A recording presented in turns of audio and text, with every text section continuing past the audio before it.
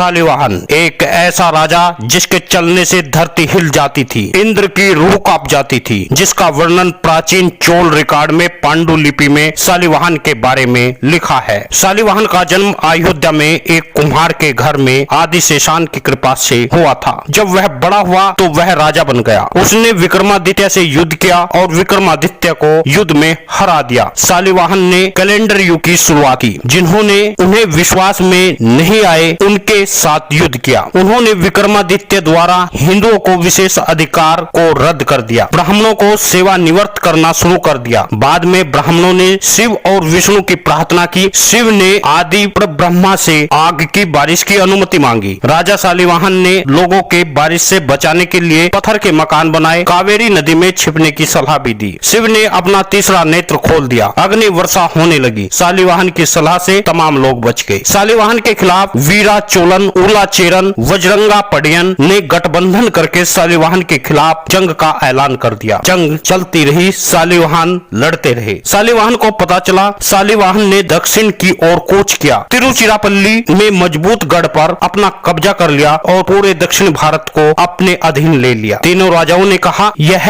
विश्वास आप त्याग दे वरना आत्मसमर्पण कर दे। शालिवाहन ने मना कर दिया। शिलालेख काची में जो देखने में मिला है, तीनों राजाओं की सेना अलकनंदेश्वरी मंदिर में इकट्ठा होकर के तिरुचिरापल्ली किले पर भूमिगत एक प्रवेश था, जिसके द्वारा कुछ सैनिकों को भेजा, जिन्होंने चिंतामणि द्वार को खोल दिया। और वर्ष 1443 में शालिवाहन की हार हुई, यानी 300 वर्ष तक लगातार शालिवाहन का राज रहा। इतिहासकार मानते हैं शालिवाहन जाति से कुम्हार थे, लेकिन जैन धर्म के अनुयायी थे। विक्रमादित्य लाखा कुम्हार का पुत्र था और गंधर्व सेन का पुत्र था। दोनों कुम्हार जाति से संबंध रखते थे। मालवा के राजा विक्रमादित्य से कुम्हार के बेटे शालिवाहन की आपस में बड़ी शत्रुता थी। राजा शालिवाहन को वरदान था, वह मिट्टी की मूर्ति बनाकर उन्हें जीवित कर देता था। इस प्रकार शालिवाहन ने मिट्टी के सिपाही बनाकर उन्हें छिपा दिया और युद्ध के लिए राजा ने मिट्टी के सिपाहियों पर पूरी सेना पर पानी छिड़का। वे लड़ने के लिए तैयार हो गए और विजय का बिगुल बजा दिया। पश्चिमी क्षत्रप राज्य की स्थापना। दोस्तों, यह वह समय था, उस समय राजपूत उदय हुआ नहीं था। तमाम ओबीसी वर्ग के राजा थे जो जनता का पैसा न खाकर केवल शिल्प कला बनाकर उन्हें बेचकर खाना खाते थे या कुछ प्रतियां लिखकर उन्हें बेचते थे। मालवा यानी मारू और दूसरा वंश बदरिया, दोनों कुम्हार जाति के